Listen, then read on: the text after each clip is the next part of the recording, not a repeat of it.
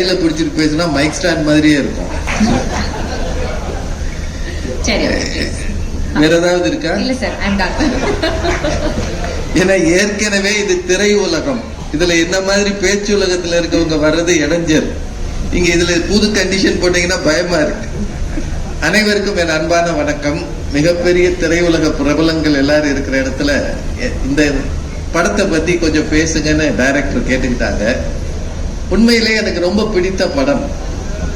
பறந்து போ அப்படின்னு தலைப்பு வச்சதுக்கே அவரை பாராட்டணும். ஏன்னா இப்ப எல்லாரும் பறக்கிறதுக்கு பயப்படுற காலம். ஏறுற விமானம் இறங்குமான்ற பயத்திலே எல்லாரும் இருக்கிறாங்க. ஆனா அவர் பறந்து போன்னு தைரியமா சொல்லியிருக்கிறாரு. பறந்து போன்றது எதை சொல்லியிருக்கிறாருன்னா, வீட்டை விட்டு வெளியில பறந்து போ, இந்த உலகம் மிக பிரம்மாண்டமாக இருக்கிறது, உங்கள் பிள்ளைகளின் இதயத்தில் இருக்கிற கனவுகளை நிறைவேற்ற பெற்றோர்களாக பறந்து போங்கள்னு அவர் தலைப்பு கொடுத்திருக்கிறார். அதற்கே அவரை ரொம்ப பாராட்டணும். ரொம்ப அருமையான தலைப்பு. படம் பார்த்தேன். அகில உலக சூப்பர் ஸ்டார் சிவா அவர்களை நல்லா ஓட விட்டுருக்கிறார். அவரையும் அவரது ஜோடியா வர்ற மேடமையும் ரொம்ப நல்லா ஓட விட்டுருக்கிறார். ஒரு சின்ன கேரக்டரை கூட அருமையா செதுக்கி இருக்கிறார். ஒரு காட்சியும் மனதுல நிக்கிற மாதிரி இருக்கு. சமீப காலமாக குடும்பம் சார்ந்த படங்கள் நிறைய வர ஆரம்பிச்சிருக்கு. இது குழந்தைகளும் குடும்பத்தினரும் சேர்ந்து பார்க்கிற படமா இருக்கு. தொலைக்காட்சியில வருகிற படங்களை கூட நாம இப்போ தைரியமா பிள்ளைகளோட பார்க்க முடியல. ஒன்று வயலன்ஸ் அதிகமா இருக்கு. இப்படி ஒரு 2 பீப்பா ரத்தம் வாங்கி ஊத்திடுறாங்க. அல்லது எல்லார் கையிலையும் எந்நேரமும் வெடிக்கிற துப்பாக்கியோ அல்லது அரிவாள் மாதிரி ஆயுதங்களோ இருக்கு. எதுவுமே இல்லாம அன்பை காணவில்லை என்று பாடலை போட்டு கதாநாயகன் மாதிரி அந்த சின்ன பையனை அன்பாவே வச்சிருக்கிறதுக்கே அவரை ரொம்பவும் பாராட்டணும். ரொம்ப அருமையான ஒரு சிந்தனை அது. அதே மாதிரி இதுல இருக்கிற சின்ன சின்ன வசனங்கள் எனக்கு ரொம்ப பிடிச்சது. அந்த பையன் ஒரு உயரமான மலையில ஏறி நிற்பான். அந்நேரம் சூரிய உதயமாகும். ஒரு லைஃப்ல இந்த மாதிரி சூரிய உதயத்தை பார்த்திருக்கியாப்பா அப்படின்னு கேட்பான். அவர் இல்லடா அப்படின்னு அப்பா சொல்லுவாரு.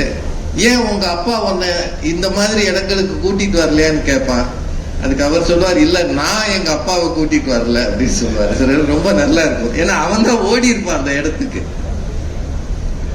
இரவுல மழை நேரத்துல போகும்போது தங்குறதுக்கு இடம் இல்லாம ஒரு நாடோடியாக இருக்கிற ஒரு வயதானவர் கூட இவங்க இரவு தங்குவாங்க. கடும் மழையில ஒரு கணப்பு தீ போட்டு. அவர் பேரு எம்பரர். வீடு இல்லாத ஆளுக்கு எம்பரர்னு பேர் வச்சார் பாருங்க. எல்லோரும் இந்நாட்டு மன்னர்னு பாரதியார் பாடினாரு. ஆனா எல்லோரும் இந்நாட்டு பேரரசர்னு அவர் பேர் வச்சுட்டாரு, எம்பரர். அது ரொம்ப நல்ல கேரக்டர். அது அந்த பெரியவர் காலையில பார்த்தா அந்த பெரியவர் காணாம இருக்க மாட்டாரு, இந்த பையனும் இருக்க மாட்டான். பாக்குறவங்களுக்கு என்ன தோணும்? அப்பா தூங்கும் போது இந்த பையனை அவர் கடத்திட்டாரோன்னு தோணும். ஆனா அவன் மலை ஏறி நிற்பான். அவர் அந்த பையனுக்கு சாப்பாடு வாங்க போயிருப்பாரு. ரொம்ப அருமையான காட்சி அது. அது ரொம்ப நல்ல காட்சி. அவர் திருப்பி கொண்டு வந்தோடனே அவர் கேட்பாரு, உங்களுக்கு எதுக்குங்க அப்படின்னு. என் பேரனா இருந்தா நான் வாங்கி தர மாட்டேன்னு சொல்லும் போது, வீடு இல்லாமல் இருக்கிற அந்த தனி மனிதனிடம் கூட மனித நேயமும் அன்பு மிக அதிகமாக இருக்கிறது என்பதை மிக அழகாக டைரக்டர் காட்டியிருக்கிறார். இதுக்காகவே இந்த படம் எல்லாம் நல்லா ஓடணும். இப்ப சார் சொன்னாங்க இந்த படம் ஓடணும், நிறைய பேர் பார்க்கணும்னு. எனக்கு அதுதான் ஆசை. ஐ எம் அ கூல் கைன்னு அந்த சின்ன பையன் சொல்லிட்டே இருப்பான். அங்க இருக்கிறாரு, I am a cool guy, all அப்பாஸ் ஆர் லையர்ஸ்னு வேற சொல்லுவான். அப்பதான் கொஞ்சம் பயமா இருந்துச்சு. சின்ன பிள்ளைங்க பார்வையில ஒரு 8 வயசு பையன் மனசுல என்ன இருக்கும்? உன் கிரஷுக்கு நீ பூ கொடுக்கலாம், என் கிரஷுக்கு நான் கொடுக்க கூடாதான்னு அவன் கேட்கிற அந்த லாஜிக்கு. அது மட்டும் இல்ல, அப்பாவும் பிள்ளையும் அந்த அம்மாவும் நிறைய சம்பாதிச்சு பிள்ளைய பெரிய பள்ளிக்கூடத்துல படிக்க வச்சு மேல மேல உயர்த்தணும்னு நினைப்பாங்க. ஆனா அவன் அடி மனசு இந்த கிராமத்துல இருக்கிற ஒரு சாதாரண ஒரு சின்ன ஹோட்டல்ல இருக்கிற அந்த தம்பதி அவங்க பிள்ளையோட தான் நிற்கும். அதை விட மிக காஸ்ட்லியான அந்த போர்டை ஒரு பம்பரத்துக்கு அவன் கொடுத்துட்டு வந்திருப்பான். நமக்கு தான் வேல்யூ அதிகம். ஆனா சின்ன குழந்தைகளுக்கு பணத்தோட வேல்யூ இல்ல, அன்பும் நட்பும் தான் இருக்கிறதுன்றத ரொம்ப அருமையா காட்டி இருக்கிறார். ஒரு அருமையான படம் இது. எல்லாரும் கட்டாயம் பாருங்க. நீண்ட நேரம் பேசுறதுக்கான இடம் இல்லை அது. எனக்கு அந்த படத்துல ரொம்ப பிடிச்சது என்னன்னா, ஒரு கேரக்டர் கூட வீணாக இல்லை. நீங்க எல்லாரும் பிள்ளைய வீட்டுல வச்சு பூட்டிட்டு போறீங்களே, அப்பாவும் அம்மாவும் ஓடி போயிடுறீங்க, வெளியில பூட்டிட்டு போயிடுறீங்களே, உங்களை ஒரு நாள் உள்ள விட்டு பூட்டினா எப்படி இருக்கும்னு ஒரு சின்ன காட்சி இருக்கு. அது உண்மையிலேயே எல்லா பெற்றோருக்கும் ஒரு படிப்பினையாக இருக்கிறது. சின்ன குழந்தைங்க மனசுலயும் சில தேடல்கள் இருக்கிறது, சில கவலைகள் இருக்கிறது, அவர்களுக்கென்று சில எதிர்பார்ப்புகள் இருக்கிறது. பணம் மட்டும் அது அல்ல அவர்கள் எதிர்பார்ப்பது. அதையும் தாண்டி நீங்கள் ஒதுக்குகிற நேரம்.